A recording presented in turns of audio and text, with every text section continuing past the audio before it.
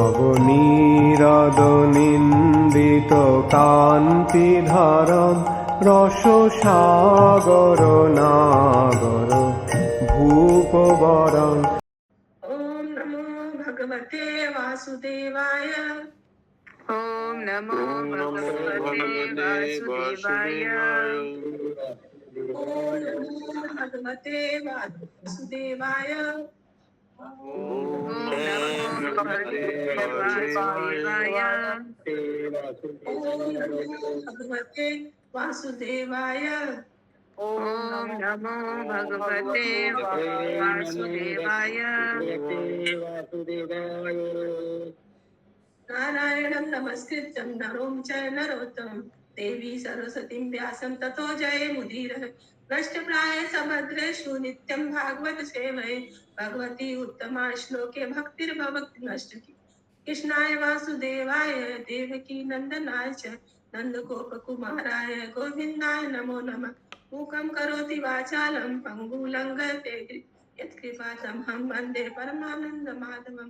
श्रीकृष्ण श्री चैतन्य ईश्वरम श्री गुरु दीन तारणे। हरे कृष्णा। स्कंद 5 अध्याय 1 श्लोका 39। श्लोका 39। तस्य वा एते श्लोका। तस्य वा एते श्लोका। प्रियव्रत कृतं कर्म। प्रियव्रत कृतं कर्म। को नु कुर्यात् विनेश्वरम्। को नु कुर्यात् विनेश्वरम्। यो नेमि निम्नैर् करोच्छायाम्। यो नेमि निम्नैर् खनन शब्द वारिधिम्। पढ़िए मातृप्रिय माता जी अनुवाद। बबीता माता जी आप पढ़िए। हरे कृष्ण माता जी, स्वागत प्रणाम। महाराज पीलीवत के कर्मों से संबंधित अनेक श्लोक प्रसिद्ध है। जो कुछ महाराज पीलीवत ने किया उसे पूर्ण पुरुषोत्तम भगवान के अतिरिक्त अन्य कोई नहीं कर सकता था। महाराज पीलीवत ने रात्रि के अंधकार को दूर किया और अपने रथ के पहियों की नेमी से 7 समुंदर बना दिए। नेमी मतलब माता जी। हाँ माता जी, वो जो लाइन खींचे थे ना पहियों के खींच के। हाँ उसके पहियों के दबाव के कारण। हाँ पहियों के दबाव जो लाइन बन गई थी। ठीक। महाराज तात्पर्य। महाराज पीलीवत के कार्यों के संबंध में संसार भर में अनेक उत्तम श्लोक प्रचलित हैं। वे इतने विख्यात हैं कि उनके कार्यों की तुलना श्री भगवान के कार्यों से की जाती है। कभी कभी ईश्वर का परम निष्ठ दास तथा भक्त भी श्री भगवान कहलाता है। श्री नारद मुनि को भगवान कहा जाता है और कभी कभी शिव तथा व्यास देव भी भगवान कहे जाते हैं। कभी कभी ईश्वर के अनुग्रह से शुद्ध भक्त को भी भगवान की पदवी प्रदान की जाती है जिससे वह अत्यंत सम्मानित हो सके। महाराज प्रियव्रत ऐसे ही भक्त थे। हरे कृष्ण। हरे कृष्णा। किसी का कोई क्वेश्चन है? श्लोका 40। भूस्थानं कृतं येन। भूसंस्थानं कृतं येन। सरिद्गिरिवनादिभिः।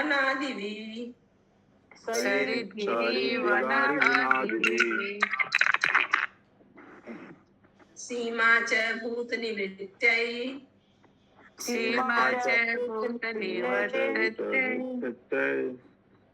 द्वीपे द्वीपे विभ्राजश।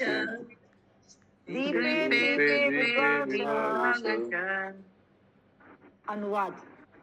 विभिन्न लोगों में पारस्परिक झगड़ों को रोकने के लिए महाराज प्रियव्रत ने नदियों, पर्वतों के किनारों तथा वनों के द्वारा राज्यों की सीमाएं निर्धारित की जिससे कोई एक दूसरे की संपत्ति में घुस न सके तात्पर्य: महाराज प्रियव्रत ने विभिन्न राज्यों की सीमाएं अंकित करने का जो उदाहरण प्रस्तुत किया वह आज भी पाला जाता है। जैसा कि यहाँ इंगित किया गया है, विभिन्न जातियों के लोग विभिन्न भागों में रहने के लिए निर्मित है। अतः उन भागों की जिन्हें यहाँ द्वीप कहा जा गया है, सीमाएं विभिन्न नदियों, वनों तथा पर्वतों द्वारा सुनिश्चित कर दी जानी चाहिए। महाराज पृथु के संबंध में भी ऐसा ही कहा गया है। वे महान मुनियों की योजनाओं से अपने पिता के मृत शरीर से उत्पन्न हुए थे। महाराज पृथु का पिता अत्यंत पापी था, इसलिए उसके मृत शरीर से सर्वप्रथम निषाद नामक एक श्याम पुरुष उत्पन्न हुआ। निषाद जाति को वन में रहने के लिए स्थान दिया गया, क्योंकि वे जन्म से चोर तथा उचक्के होते हैं। जिस प्रकार पशुओं को विभिन्न जंगलों तथा पहाड़ियों में रखा जाता है, उसी प्रकार से जो भी मनुष्य पशु की भांति होते हैं, उन्हें भी वहीं रहना होता है। जब तक कृष्ण भावना नहीं जागती, कोई भी मनुष्य स्वभाव जीवन नहीं बिता सकता, क्योंकि वह सभ्य जीवन नहीं बिता सकता, क्योंकि वह अपने कर्म तथा प्रकृति गुणों के प्रभाव के कारण किसी विशेष अवस्था में रहने के लिए बाध्य होता है। यदि मनुष्य मेल मिलाप तथा शांति से रहना चाहते हैं, तो उन्हें कृष्ण भावनामृत ग्रहण करना चाहिए, क्योंकि देहांत बुद्धि में रहते हुए वे उच्चतम मानदंड को कभी भी प्राप्त नहीं हो सकते।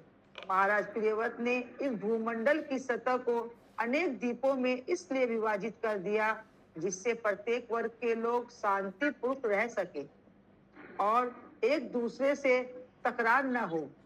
राष्ट्रवाद की आधुनिक संकल्पना महाराज प्रियव्रत द्वारा किए गए विभागों से ही धीरे धीरे विकसित हुई है। पृथु राजा जो थे वो किसके थे? पुत्र थे। अपने पिता के मृत शरीर से उनका जो हुआ था, मथनी हुआ था, तब उससे उत्पन्न हुए थे। पहले उनसे निषाद नामक एक श्याम पुरुष उत्पन्न हुआ था, उसके बाद फिर उनका मथनी हुआ, तो ये पृथु राजा हुए। सबको स्टोरी याद है तो सब भूल गया? श्लोका 41। होमं दिव्यं मानुषं च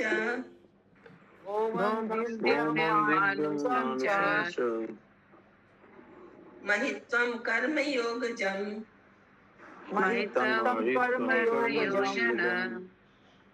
यच्चक्रे निर्योप्यम्यं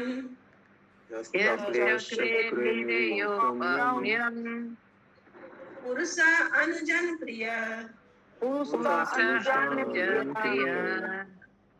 चंदा माता जी एड्रेस की है। हाँ माता जी, हरे कृष्णा माता जी। माता जी, रामायण के टाइम निषाद राज थे, तो चोर उचक्के कैसे हुए वो लोग? निषाद राज थे, राजा थे वो चोर उचक्के। बहुत निषाद नाम का जाति लोग चोर उचक्का लोग ज्यादा होता है। अच्छा अच्छा, ठीक है माता जी। अनुवाद: श्री नारद मुनि के निषाद राज भी वन में ही रहते थे, जो थे रामचंद्र जी के जमाने के बाद अलग है। पढ़िए माता जी अनुवाद। अनुवाद: श्री नारद मुनि के महान अनुयायी तथा भक्त महाराज प्रियव्रत ने अपने सकाम कर्मों तथा योग से प्राप्त किए गए समस्त ऐश्वर्यों को, चाहे वह स्वर्गलोक, अधोलोक अथवा मानव समाज का हो, नरक तुल्य समझा। तात्पर्य: श्री रूप गोस्वामी ने कहा है कि भक्त का पद इतना श्रेष्ठतम होता है कि उसे किसी भौतिक ऐश्वर्य की इच्छा नहीं रह जाती। पृथ्वी, सर्वलोक तथा निम्न लोक, पाताल में नाना प्रकार के ऐश्वर्य हैं, किंतु भक्त यह जानता है कि ये सभी भौतिक हैं, अतः उनमें उनकी कोई रुचि नहीं होती है। जैसा कि श्रीमद् भगवत गीता में कहा गया है, पदम दिष्टम निवर्ते। कभी कभी योगी तथा ज्ञानी स्वेच्छता से मुक्ति के लिए तप करने तथा दिव्य आनंद का स्वाद चखने हेतु अपने संपत्ति का त्याग करते हैं, तो भी वे प्रायः नीचे आ गिरते हैं, क्योंकि यह भौतिक संपत्ति का कृत्रिम त्याग है। मनुष्य को आध्यात्मिक जीवन के प्रति उत्तम रुचि होनी चाहिए, तभी वह भौतिक संपत्ति को छोड़ पाता है।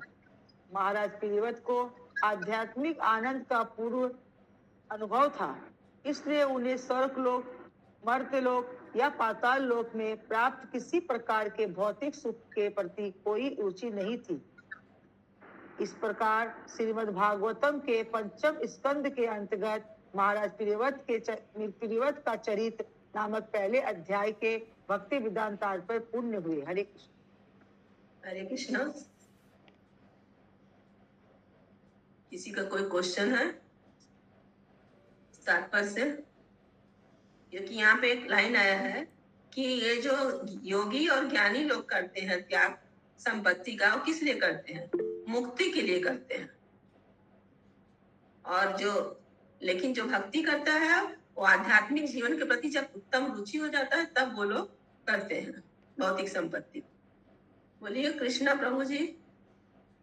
हाँ मैं माता जी इसमें बताते हैं तात्पर्य में से भगवत गीता में कहा है परम तृष्णा निवर्त। ये कौन सा श्लोक है? वो तो नंबर नहीं दिया है ना। स्वल्पम, हाँ स्वल्पम रसम अर्जम रसम दृष्ट्वा करके है ना, वही वाला श्लोक है। पूरा नहीं याद आ रहा। बिना विषया बिना बनते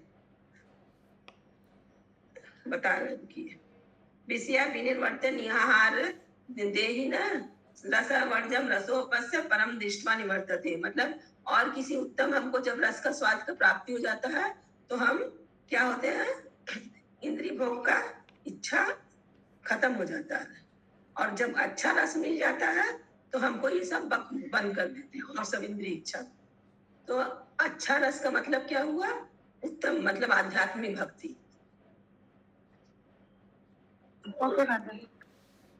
ठीक है, हम लोग दूसरा चैप्टर शुरू करेंगे आज। महाराज आग्नेत्र का चरित्र। महाराज आग्नेत्र कौन थे? कौन बताएगा? अशोक प्रभु जी बताइए, महाराज आग्नेत्र कौन थे? महाराज पीलीवत के पुत्र थे। ठीक, हरि बोल। तो हम लोग दूसरा चैप्टर आज स्टार्ट करेंगे। पहले प्रभुपाद जी का प्रणाम मंत्र करके तब स्टार्ट करें। नमो ओम विष्णुपादाय कृष्ण प्रेष्ठाय भूतले श्रीमते भक्ति वेदांत स्वामिनी इति नामनि नमस्ते सरस्वती देवे गौरवाणी प्रचारिणी निर्विशेष शून्यवादी पाश्चात्य देशतारिणी। अध्याय 2 महाराज आग्नेत्र का चरित्र। पढ़िए माता जी। हरे कृष्णा। इस अध्याय 2 महाराज अग्निर्ध का चरित्र। इस अध्याय में महाराज अग्निर्ध के चरित्र का वर्णन किया गया है।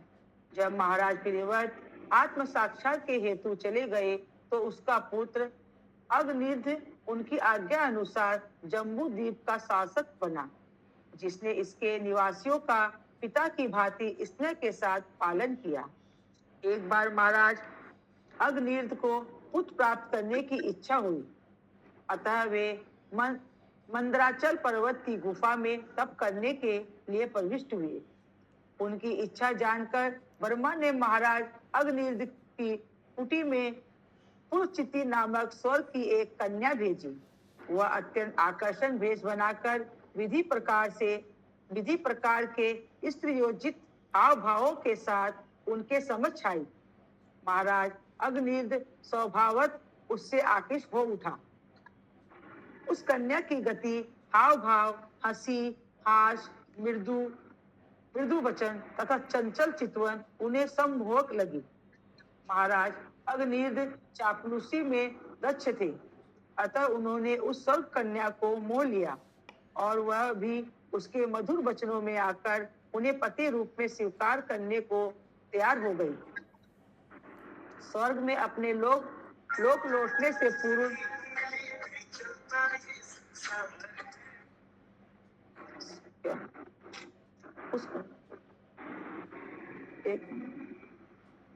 और वह भी उसके मधुर वचनों में आकर उन्हें पति रूप में स्वीकार करने को तैयार हो गई। स्वर्ग में अपने लौटने से पूर्व उसने अनेक वर्षों तक महाराज अग्निर्द सहित राज सुख भोगा। उसके गर्भ से महाराज अग्निर्द के 9 पुत्र प्राप्त हुए, जिसके नाम राजा नाभि, किम्मपुरुष, हरिवर्ष, इल्लावित्ति, नव्यक, हिरण्यम, पुरु, भद्रशव तथा केतुमाल थे। उन्होंने उनके नाम वाले क्रमशः 9 द्वीप प्राप्त किए, किंतु महाराज अग्निर्द की इंद्रियां तुष्ट नहीं हुई थी। अतः वे अपनी स्वर्गीय पत्नी के विषय में सोचते रहते थे। इसलिए अगले जन्म में उन्होंने उसी के लिखा है आपके बुक में? हरे कृष्णा, स्वर्गीय लिखा है आपके बुक में? स्वर्गीय लिखा है? हाँ मतलब नैसर्गिक लिखा होगा। स्वर्गीय तो आधा स्वर पता जी।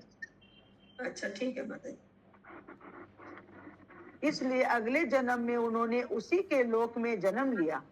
महाराज अग्निर्द की मृत्यु के पश्चात उसके 9 पुत्रों ने मेरु की 9 पत्नियों से विवाह कर लिया, जिनके नाम पुत्रियों से मेरु की 9 पुत्रियों से विवाह कर लिया, जिनके नाम मेरु देवी, प्रतिरूपा, उग्र दृष्टि, लता, रंभ्या, श्यामा, नारी, भद्रा तथा देवी वृत्ति थे। हरे कृष्ण। हरे कृष्णा। तो ये अग्निर्द का चरित्र का थोड़ा सा यहाँ पर दिया गया संक्षेप में। उसके बाद से हम लोग कल पढ़ेंगे एक नंबर श्लोका से। श्रीमद् ग्रंथ भागवतम की जय।